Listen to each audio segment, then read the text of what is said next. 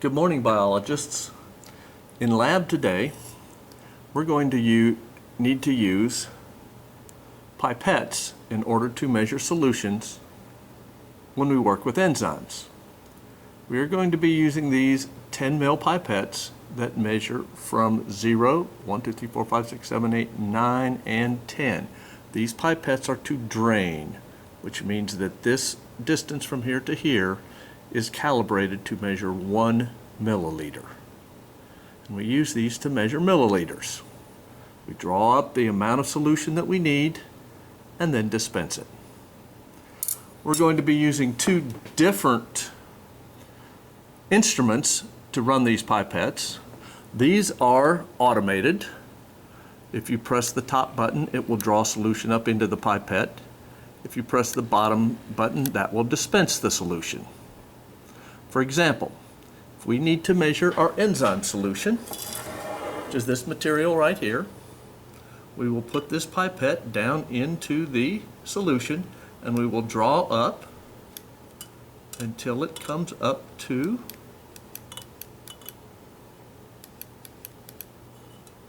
6. That will be our 6 milliliters that we need.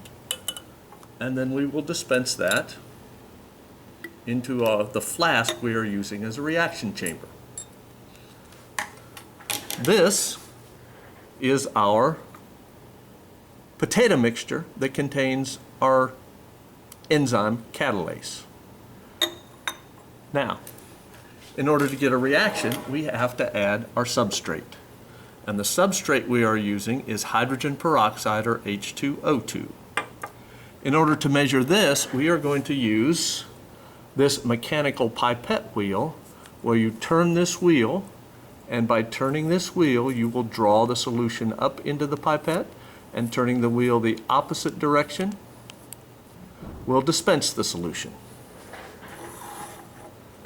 So, in order to dispense our 10 milliliters of hydrogen peroxide that we will need for our experiment, we will draw this all the way up to 10 and then dispense all of the solution into the reaction chamber.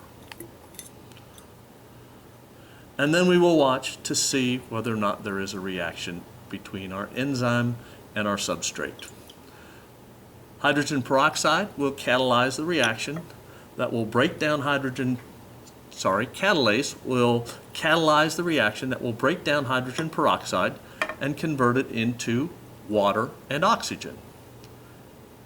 We should see bubbles start to form in our reaction mixture as the catalase breaks down the hydrogen peroxide and releases oxygen. We are going to then measure the amount of oxygen in this reaction using our vernier probes. We have oxygen probes, which we will place in the top here, and we will use that to measure how much oxygen is produced in this chemical reaction.